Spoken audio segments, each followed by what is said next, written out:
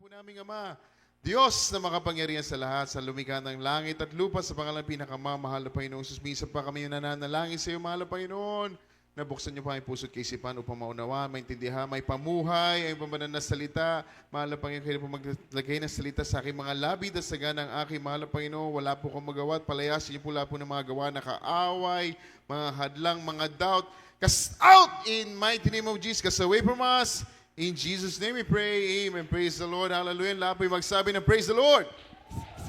Amen. I'm giving highest praises, glory, and honor sa ating pinakamamahal na Panginoong Jesus. Ganun po that we remember and cherish the good preaching and teaching na ating beloved Pastor Will Distrada Almeda, beloved Assistant Pastor Lina C. Almeda, to the beloved Almeda family, sa ating mga beloved ordained preacher, beloved preachers, mga manggagawa, mga awit, mga instrumentalists, sa inyo po mga minamahal na mga kapatiran, at minsan pa sa ating dakilang Diyos. Amen. Palakpakan po natin ang ating mahal na Panginoon. Today is the first Sunday of year 2025. Amen. With a great blessing, mahal na mga minamahal, na tayo nasa year 2025 na. Amen. Ang mundong ito, mga minamahal, lagi naghihintay ng bagong taon. Amen. Naghihintay ng bagong taon para daw magbago. Hindi na ako maninigarilyo itong bagong taon na to. Hindi na ako magiinom itong bagong taon na to. Hindi na ako mambababae. Hindi na ako manlalalaki sa bagong taon na ito. Amen? Bagong taon. Kinabukasan, January 2, balik na naman sa inuman.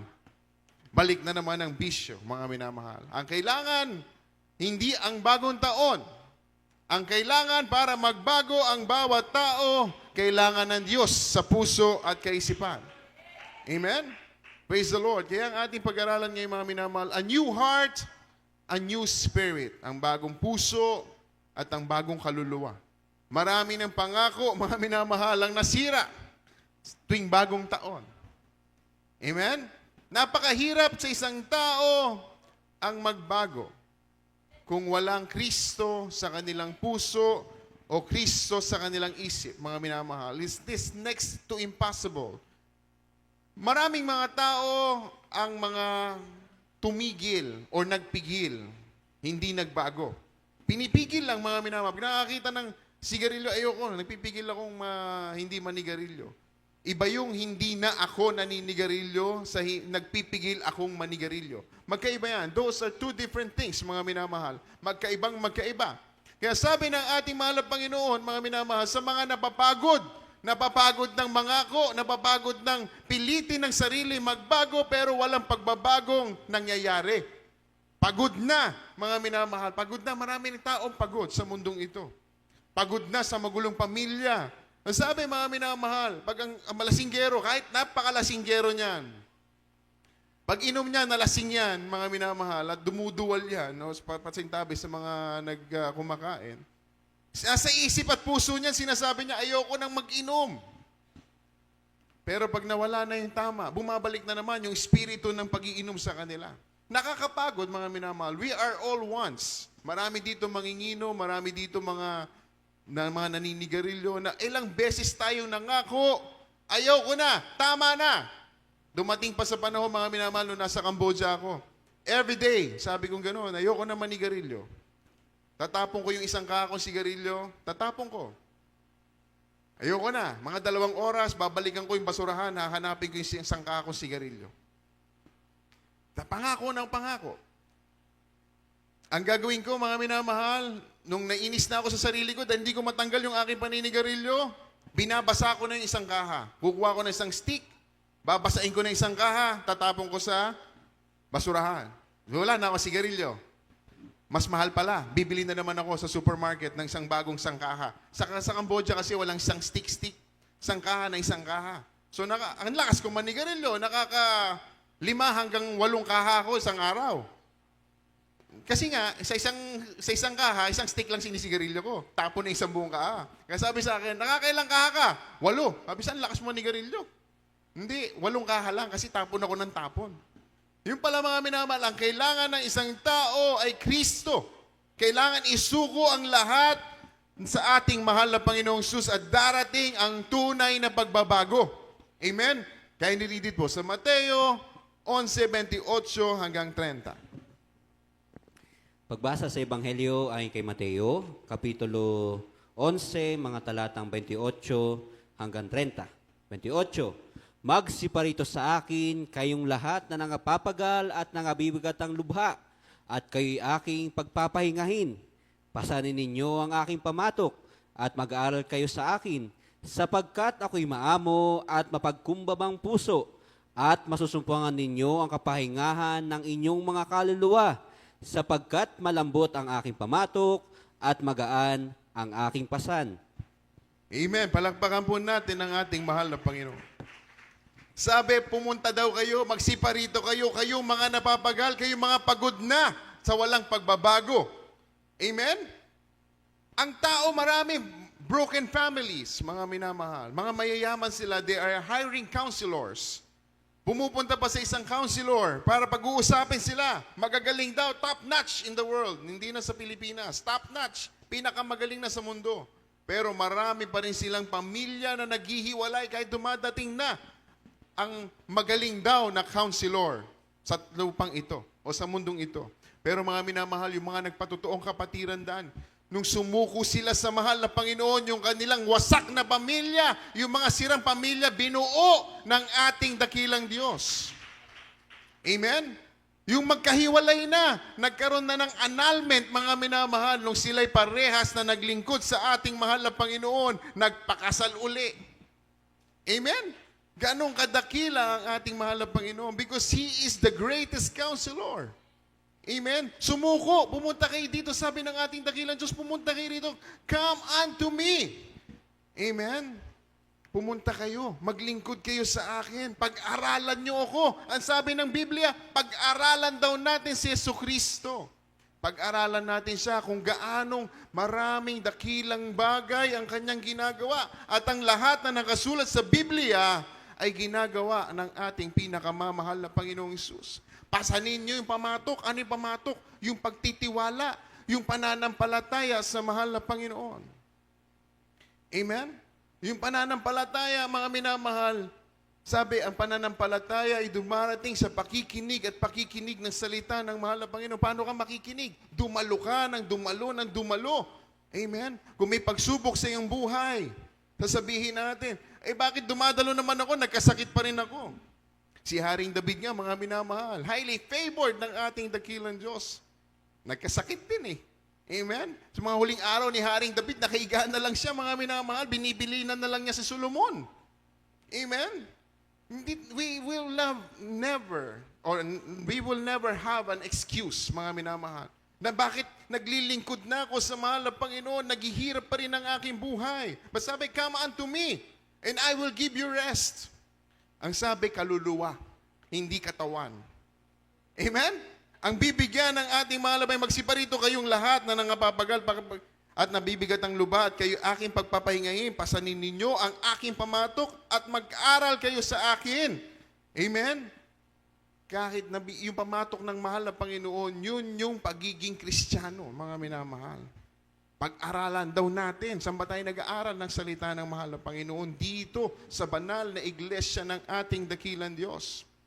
Hindi lalago o magiging matibay ang pananampalataya kung titigil tayong dumalo. Kung titigil tayong pag-aralan ng ating mahal na Panginoong Hesus. Amen? Babalik yung mga bisyo. Babalik yung pagiging walang pananampalataya. No matter what, mga minamahal. Ang ating mahal na Panginoon, ang sabi niya, mga minamahal, no servant greater than the master.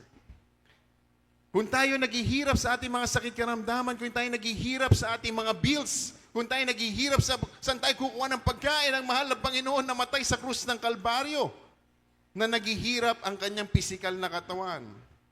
Amen? Ang mahal na Panginoon bilang tao, of course, nakikita niya yung mangyayari. Alam niya yung mangyayari. Praise the Lord. Siya'y nanalangin. Kaya lahat ng kinakatakutan natin, mga minamahal, idadaan natin sa panalangin at tatanggapin natin ang masusunod sa ating buhay ay ang kalooban ng Diyos. Kaya siya bilang tao na nalangin, mahal na Panginoon, Ama ko, can this pass to me? Pwede bang lagpasan ko ito? Pero hindi ang aking kalooban ang masusunod. kundi ang kalooban mo. Kasi bilang tao, nararamdaman niya yung pagpako sa krus ng Kalbaryo. Kumpara natin yung latigo na tinanggap ng ating mahal na Panginoon. Sa bill natin sa Meralco, magrereklamo tayo. Mahal na Panginoon, dumadalo naman ako. Ba't wala akong pambayad ng bill ng Meralco?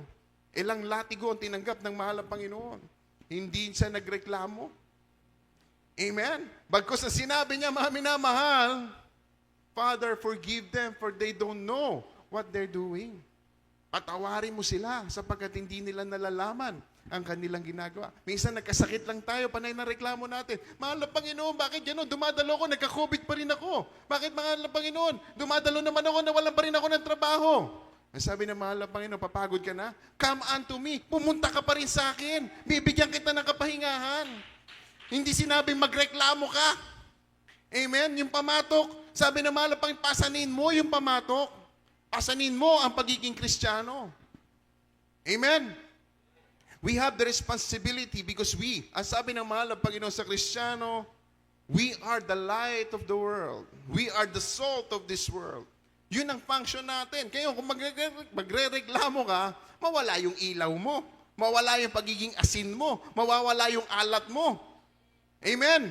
Kung ang alat po ba sa asin ay nawala, maglalagay ba kayo ng asin? Anong gagawin nyo doon sa asin yung walang alat? Ay tatapon. Ganon din ang Kristiyano, pag nawala yung ilaw, nawala yung alat, anong sabi ng mahal na Panginoon? Wala na kayong silbi. Itatapon na lang kayo. Pangdadarang na lang kayo sa apoy. Doon sa apoy ng impyerno. Amen? Patuloy natin pag-aralan yung habag ng ating mahal na Panginoon. Tandaan natin, we have the responsibility. Uulitin natin, mga minamahal, we are the light of the world. Amen? Sabi ng ating mahal na Panginoon, bilang light of the world, we have this responsibility, mga minamahal, na gabayan ngayon yung mga nangangailangan ng Diyos sa kanilang buhay. Gabayan ngayon yung mga napapagod. Yung mga napapagod, sabi nila, ba't parang walang Diyos? Parang hindi ko alam bakit ito nangyayari sa aking buhay. Hindi ko maramdamang may Diyos. Kasi hindi pa nila nakikita ang Jesus Miracle Crusade International Ministry. Hindi pa nila nakikita yung himala ng ating mahal na Panginoon. Kaya hinahanap nila, ba't parang walang Diyos? Nakaluhod na silang lumalakad, mga minamahal, ilang ganun na, ilang rosaryo na paulit-ulit. Para sabi pa rin nila sa kanilang buhay, parang walang Diyos. Kasi hindi pa sila pumupunta sa gawain na may tunay na Diyos. Amen? Kaya mga minamahal, it really matters. We really matters sa gawain ng ating mahal na Panginoon. Yun yung ating responsibility. Yun yung ating pamatok. Sabi nila, kanya-kanya kaligtasan. Yes, pagligtas ka na. Pero ang responsibilidad natin bilang ligtas ay magligtas pa ng hindi pa ligtas. Amen? Dalhin natin yung may mga sakit karamdaman nung panahon ng ating mahal na Panginoong Hesus, sila magkakaibigan, may lumpo. Amen? Ang sabi ng lumpo, hindi na ako kaya dyan masikip. Ang sabi ng tatlong kaibigan niya na may pananampalatayang matibay, hindi, gagawa tayo ng paraan, bubuksan natin yung bubong, ipapakita ka namin sa dakilang Diyos. Kaya read it po sa Marcos 2:4, talon sa 17. Ang Ebanghelyo ayon kay Marcos Kapitulo 2, ang talata po ay 4, at talon po sa talatang 17. Sa 4, at nang hindi sila makakalapit sa kanya dahil sa karamihan, ay kanilang binakbak ang bubungan ng kaniyang kinaroroonan, at nang yaoy kanilang masira, ay nihuhugos nila ang kinahigaan ng lumpo.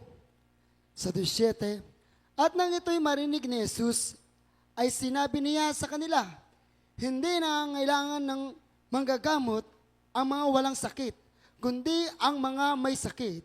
Hindi ako naparito upang tumawag ng mga matutuwid, kundi ng mga makasalanan. Amen. Palakpakan po natin ang ating dakilang Diyos. Amen. Sabi ng magkakaibigan, mga minamahal, doon sa taong lumpo, sa kaibigan nilang lumpo, ayaw na Maraming tao, hindi na ako mikasa dyan. Paano tayo makakapunta? Paano ko makikita si Jesus? Wag na, balik na lang tayo. Kaya mga minamahal, tayo, bilang maiinit na Kristiyano, pag mayroon tayong kaibigan ka mag-anak na nanlalamig, It is our responsibility to bring them. Itali nyo sa silya, kagaya ng tinali ng lumpo, mga minamahal. Tinali sa silya yan eh. Kasi doon sila galing sa bubong. Kung hindi nakatali sa silya yan, mahuhulog yung lumpo. Amen? Ano ibig sabihin mga minamahal? Hindi literal na itali. Pilitin natin na sila'y makita ng ating mahal na Panginoon na nakataas ang kamay nila dito at nagpupuri sa ating dakilang Diyos. Amen? Kaya we really matters. Kung meron tayong mga kaibigan, kamag-anak sa barangay, nakikita nyo may mga sakit karamdaman, magulo ang pamilya, that's our time. Yun yung ating opportunity, mga minamahal, na ibigay sa kanila yung kapahingahan na kanilang hinahanap. Amen? We have to act, mga minamahal. We have to let our light shine upon this world. Amen? Praise the Lord. Kaya sabi ng ating mahal na Panginoon, hindi ako pumarito para sa matutuwid. Kung matuwid na tayo, tayo naman yung may responsibilidad, maghanap pa na maghanap na may mga sakit karamdaman upang pagalingin ng ating mahal na Panginoong Hesus. Lahat ng tao sa mundong ito may sakit. There are two things. Sakit pisikal, sakit espiritual, mga minamahal. Mas malala yung sakit espiritual kasi kung ikaw, tayo ay patuloy na merong sakit sa espiritual, hindi tayo makapunta sa kalangitan. Amen? Kasi hindi pa naku-cure yung ating espiritual eh. Kaya sabi ng mahal na Panginoon, hindi ako pumarito upang tawagin yung mga matutuwid o yung mga walang karamdaman. Ako'y pumarito para pagalingin yung may mga sakit. So kung dalo ka ng dalo, yung espiritual mo hindi pa gumagaling, eh hindi ka talaga tunay na naglilingkod sa ating mahal na Panginoon. Amen? Dapat yung spiritual natin, yung pananampalataya natin tumataas, gumaganda, dumadagdag, nagbubloom. Umaalat yung asin, lumiliwanag ang ilaw. Amen. Kung nandito ka lang, tuwing Wednesday, Friday, Sunday ka lang Kristiyano, pag uwi mo doon sa bahay mo, inom ulit, sigarilyo ulit, shabu ulit, marijuana ulit, mga minamahal, hindi pa magaling yung spiritual natin. Pero, hindi ka pa rin tinatakwil ng mahal na Panginoon. Ano sabi niya? Babalikan natin.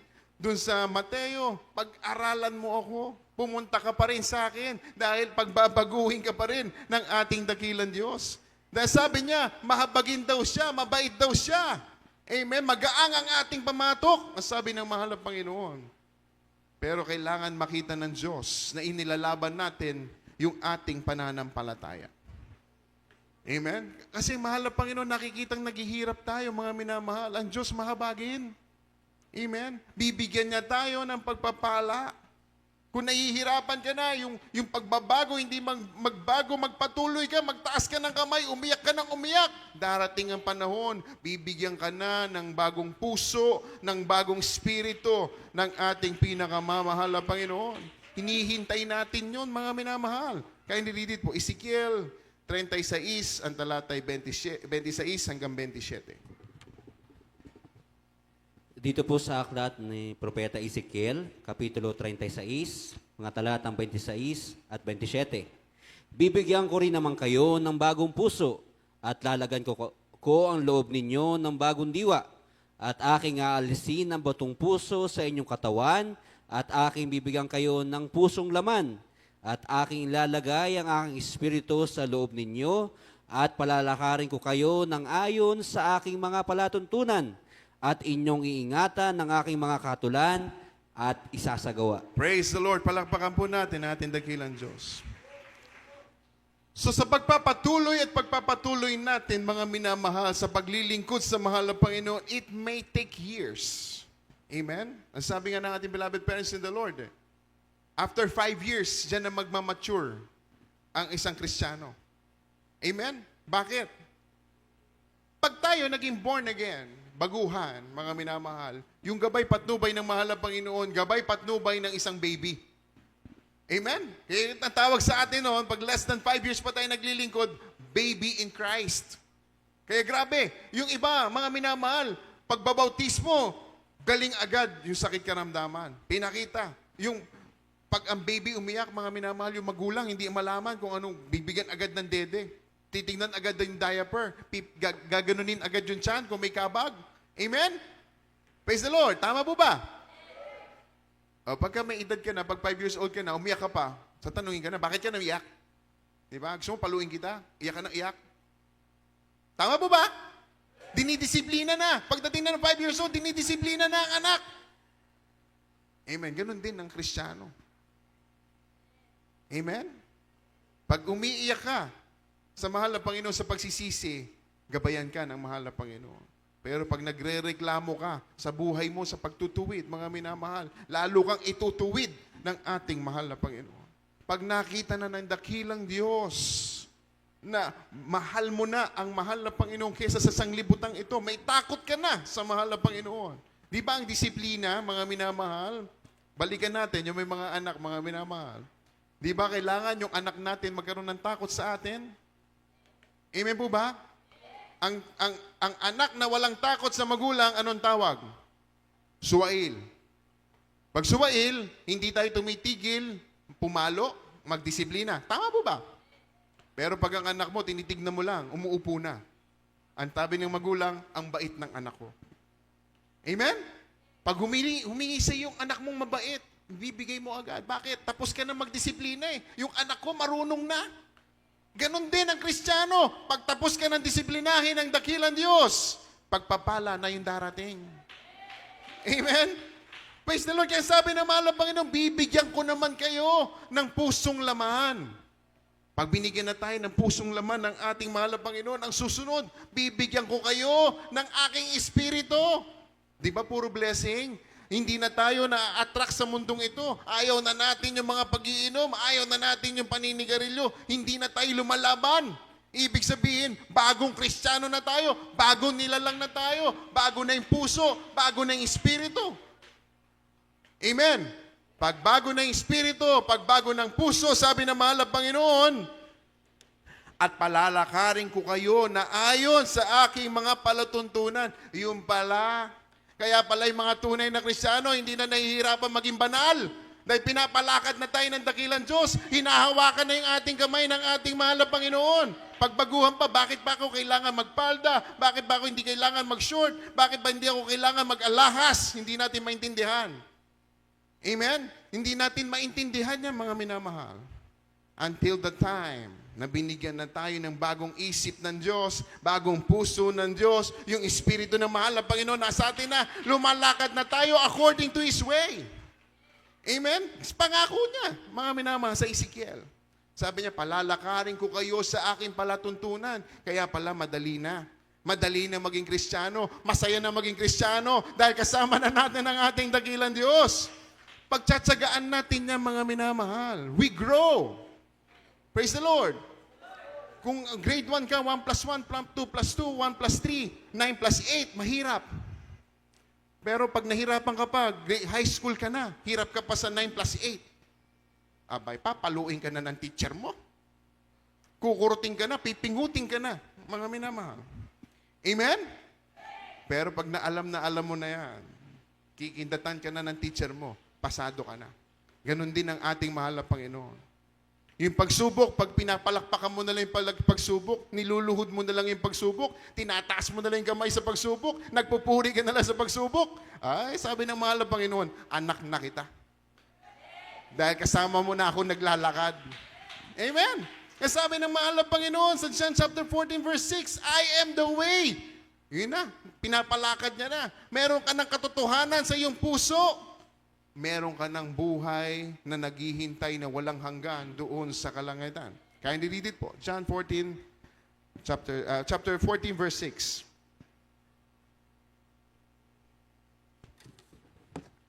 Ang Ebanghelyo ayon kay Juan, Kapitulo 14, ang talata po'y 6. Sinabi sa kanya ni Jesus, ako ang daan at ang katotohanan at ang buhay.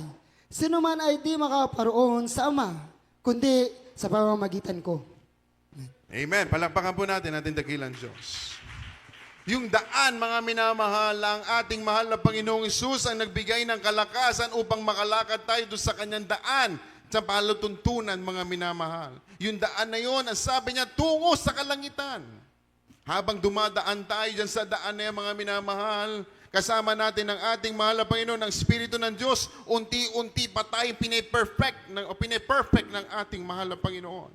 Yung mga maliliit pang bagay, is a continuous perfection. Ang magiging Kristiyano is a continuous process, mga minamahal. Amen? Patuloy tayong binabago ng ating dakilang Diyos. Dahil wala naman, no one is perfect. Sabi ng mahal na Panginoon, no one is righteous. No one, sabi ng ating dakilang Diyos. Amen? Kaya on that process, habang kinokorek ka, habang nagkakaedad ka sa paglilingkod sa mahal na Panginoon, hindi dapat maging mas matigas ang ulo. Amen? Dapat mas maging humble. Dahil hinahumble tayo ng ating dakilang Diyos. We are being like Christ. Amen? Kaya sabi niya, I am the way, the truth, and the life. Paglikan natin sa Marcos, pag-aralan niyo ako. Sa Mateo, sinabi niya, pag-aralan niyo ako. Bakit? Ang gusto ng ating mahal na Panginoon, maging kagaya niya tayo. Kaya we are called, ang tawag sa atin, Christians. Jesus Christ. We are the representation of Jesus in these modern days. Amen? Tayo na yung representation. Kaya sabi, pag isang Kristiyano ang kakagawa ng kasalanan, ano sinasabi ng mundong ito? Kristiyano ka pa man din, ganyan ka. Diba? Grabe na yung criticism. Because why? The world expecting us to be like Christ. Ang mundong ito, hinihintay tayo na maging kagaya ng ating mahal na Panginoong Jesucristo. Bakit? Pag yung ating mga kaibigan, may problema, sino tinatawagan? Pag-pray mo naman ako. Di ba? Totoo naman eh. Yung ating mga kasamahan sa trabaho, lalapit, pag-pray mo naman ako. Isama mo naman ako sa prayer. Marami akong trials ngayon. Di ba? Ang pinakamaganda sagot doon, hindi lang kita pagpipray, isasama pa kita. Amen? Sama natin. Tutulungan din kitang manalangin. Tutulungan din kitang kumonekta sa ating mahal na Panginoon. Tutulungan din kita lumakad sa daan na gusto ng ating dakilang Diyos. Amen? Praise the Lord. Kung merong ako, sasabihin ko, halika, tulungan kita maging milyonaryo. Sasama po ba kayo? Sino dito sasama pag sinabi ko, tutulungan ko kayo maging milyonaryo? O konti lang pala gusto maging milyonaryo.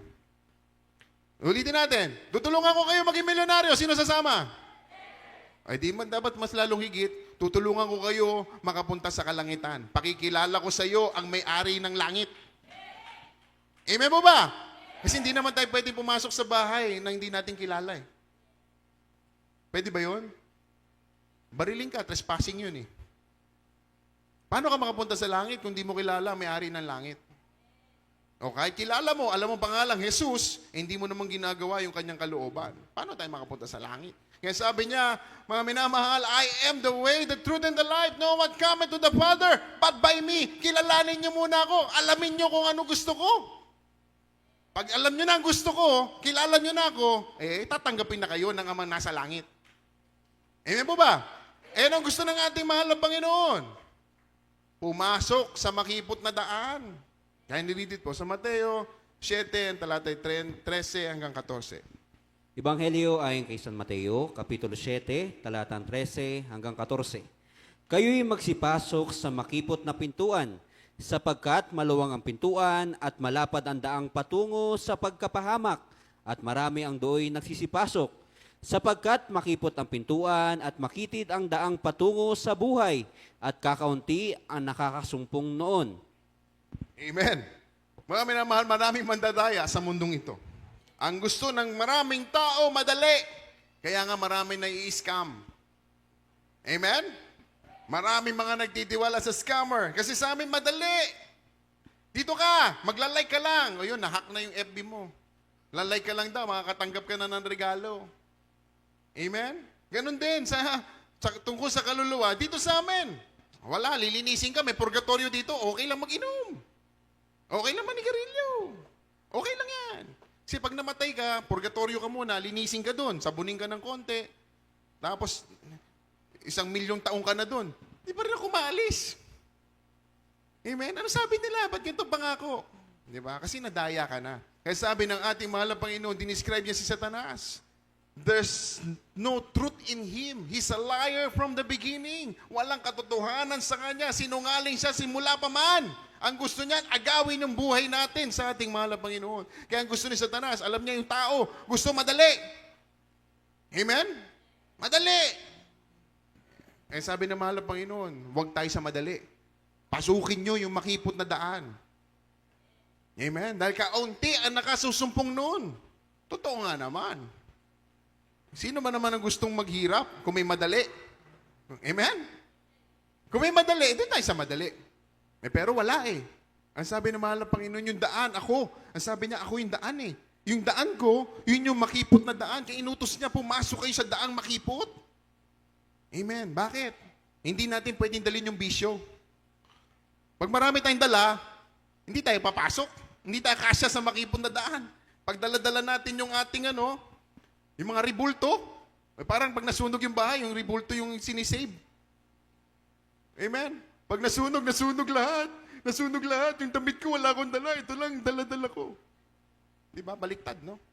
Eh sa makipot na daan, hindi tayo pwede magdala. Dala lang natin yung pananampalataya natin na sinasamba natin ang ating dakilang Diyos sa Espiritu at katotohanan. Walang bitbit. Ang bitbit lang natin pananampalataya. Pumapasok tayo sa makipot na daan. Walang bisyo, mga minamahal. Sa sobrang kipot niya, nakataas ang kamay natin. Kasi pag nakaganon, hindi pa rin tayo kasya. Kaya ang Kristiyano, lagi nakataas ang kamay, nakasuko sa ating mahal na Panginoon. Kasyang-kasya ang mga Kristiyano na naglilingkod sa ating mahal na Panginoon. Amen po ba? O, enter the straight gate. Eh, sino ngayon dito gusto na makipon na daan? Lahat tayo, of course. Siyempre, alam natin, langit yun. Yung maluwag na daan, impyerno yun. Amen? Alam nyo, mga kapatid ko sa Canada, mga minamahal, lagi magtatanong sa akin, oh Mike, meron gano'n, nag-offer sa akin, madali daw dito kumita. Sabi ko, lahat ng madali, kasinungalingan. Bakit? Bakit naman? Hindi mo pa tinusubukan. Sabi ko, hindi ako naniniwala sa madali. Dahil kung yan madali, madaling kumita dyan, lahat na ng tao, yan ang ginawa. Tama po ba?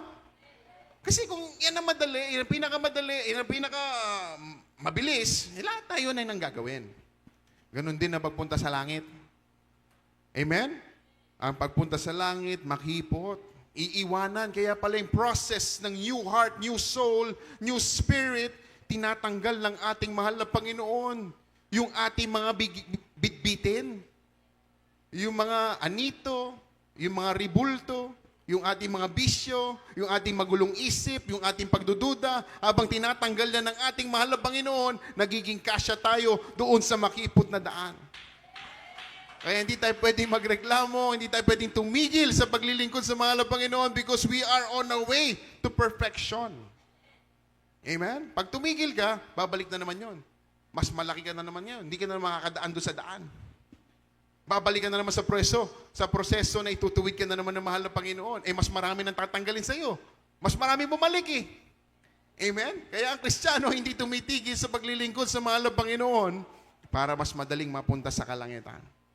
Amen? Pag iniwan mo yung pananampalataya mo, kahit gaano ka katuwid itong araw na to, bukas hindi ka naglingkod, walang mangyayari sa iyo. Babalik at babalik yan. Amen? Ang ating huling talata, Philippians chapter 4, verse 13.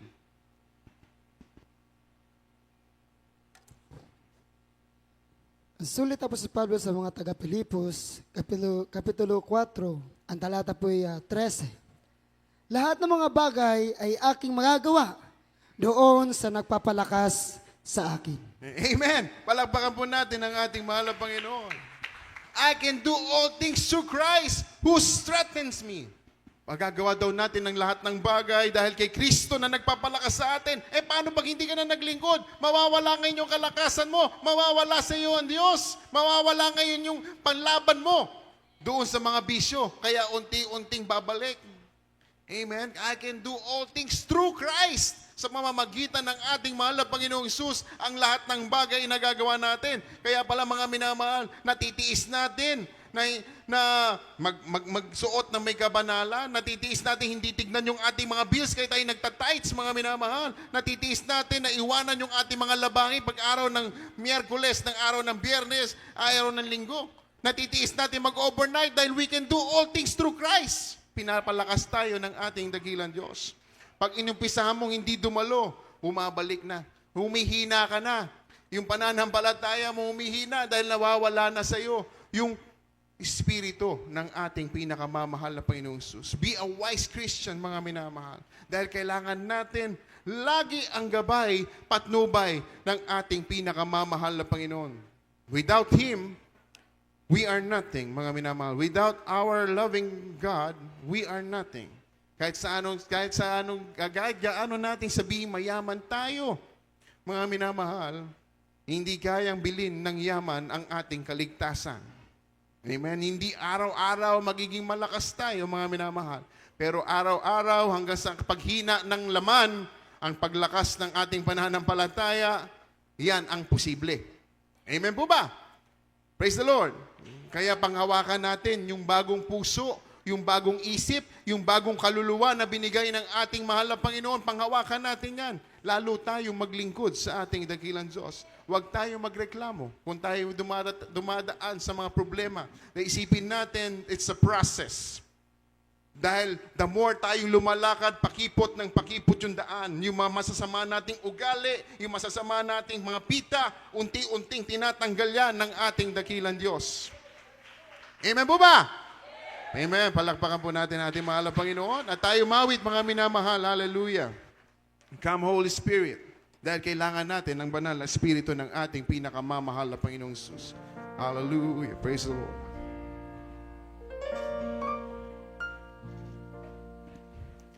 Come, Holy Spirit, follow me now. Hallelujah. I need your anointing coming down. I love you, Holy Spirit. You captivated my soul, and every day I grow to love you more. Oh, come, Holy Spirit, follow me now.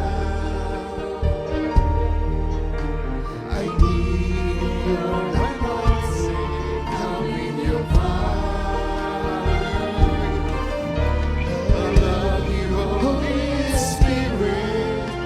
You're captivated my soul, and every day I grow to love you. I'm reaching for your heart. Hallelujah. Praise Jesus. Kataan natin ating dakilang Diyos. Isuko natin ang lahat sa Kanya. Hallelujah. Praise the Lord. Ay magpakumbaba sa ating mahal na Panginoon. Hallelujah. Nothing compares to this place where I can see you face to face. I worship you, the Spirit and truth.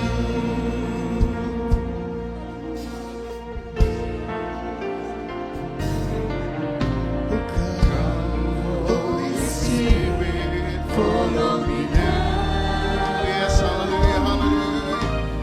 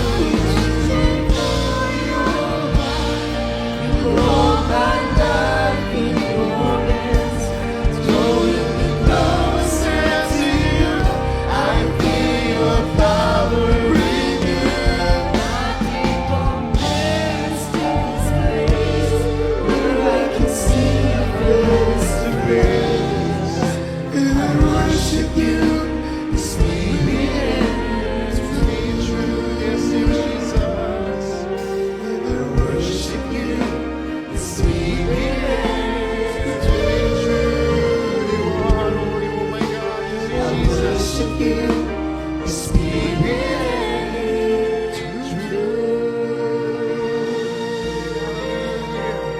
Oh, we worship you, dear Jesus. Hallelujah. We worship you, mahal na Panginoon. Hallelujah. Hallelujah. Hallelujah. Para po sa ating mga baguhan, mga minamahal. Hallelujah. We have, meron po tayong 4 na reglamento ng kaligtasan. Amen? Ang una ay kailangan may pananampalataya. Pangalawa, kailangan may pagsisisi. Ang pangatlo, kailangan ng bautismo sa tubig. At ang pang-apat, mga minamahal, ito yung tinapik natin. Ang bautismo sa Espiritu Santo ay inilalaban natin sa pagpapatuloy at pagpapatuloy niyong paglilingkod. Ang mahal na Panginoon ang magbibigay sa inyo yan. 1, 2, 3 steps, kaya natin gawin yan. Pero yung pang-apat, yan ang ating idinadalangin sa mahal na Panginoon na bigyan tayo ng bagong isip, ng bagong puso, at ng bagong kaluluwa. Yun yung tinatawag na bautismo sa Espiritu Santo. Kaya sabi sa Hebrews chapter 11 verse 6, at kung walang pananampalataya ay hindi maaaring maging kalugod-lugod sa Kanya, sapagkat ang lumalapit sa Diyos ay dapat sumasampalatayang may Diyos, asyariyan, tagapagbigay, ganti sa mga sa Kanya ay nagsisihanap. Ayun na po yung ginawa nyo ngayon. Pinakita nyo sa ating dakilang Diyos inyong pananampalataya. Ngayon, yung pangalawa, mga minamahal, tayo yung magsisisi. Tatanggapin po natin ang ating mahal. Yung sinabi sa mga Gawa 2:38, repent. Sabi ni Apostol Pedro, magsisi kayo. Amen? Magsisi raw. Yan gagawin natin. Magsisisi tayo, tatanggapin natin ang ating mahal na Panginoon. Itaas niyo po yung inyong mga kamay, mga minamahal, mga baguhan. Sumunod po kayo sa aming panalangin. Opo, dakila po naming Ama, Diyos na makapangyarihan sa lahat, sa pangalan ng aming mahal na Diyos, mahal na Panginoong Hesus, patawarin niyo po kami sa lahat ng amin na sumpungang kasalanan. Simula na kami magkaisip hanggang sa mga oras na ito. Mahal na Panginoon, patawarin niyo kami. 10 po ng aming mga mahal sa buhay. Tanggapin niyo po ang aming pangalan sa aklat ng buhay sa kalangitan. Mahal na Panginoon, tinatanggap kita bilang aking Diyos, Hari, tagapagligtas. Sa pangalan ni Jesus. Amen. Praise the Lord. Ipag-pray po namin kayo, mga minamahal. Opo, dakila po naming Ama, Diyos na makapangyarihan sa lahat, sa pangalan pinakamamahal na Panginoong Sus na lumikha ng langit at lupa. Mahal na Panginoon, nandito po mga baguhang kaluluwa na tumatanggap sa iyo. Mahal na Panginoon, amin dalangin. Mahal na Panginoon, ang pagbibigay mo sa kanila ng pananampalataya, magisimula ito ng kanilang paglilingkod sa iyo. Mahal na Panginoon, 10 po ng kanilang mga mahal sa buhay. Mahal na Panginoong Sus, isulat ang kanilang pangalan sa aklat ng buhay, bigyan pananampalataya, makapaglingkod sa iyo hanggang sa iyong pagbabalik. In Jesus' name we pray. Amen. Praise the Lord. Hallelujah. Huwag po kayo mga minamahal umuwi nang hindi kayo nababautismoan sa tubig para maging kumpleto po ang inyong pagiging Kristiyano. Amen. Praise the Lord. At magpatuloy. Amen. Praise the Lord. At tayo po mga minamahal ay manalangin sa ating po mga pangangailangan. We humble ourselves. Tanggapin natin sa ating buhay na kung wala ang Diyos, wala po tayo. Amen. Praise the Lord. Tayo po minsan pa manalangin sa ating pinakamamahal na Panginoong Jesus.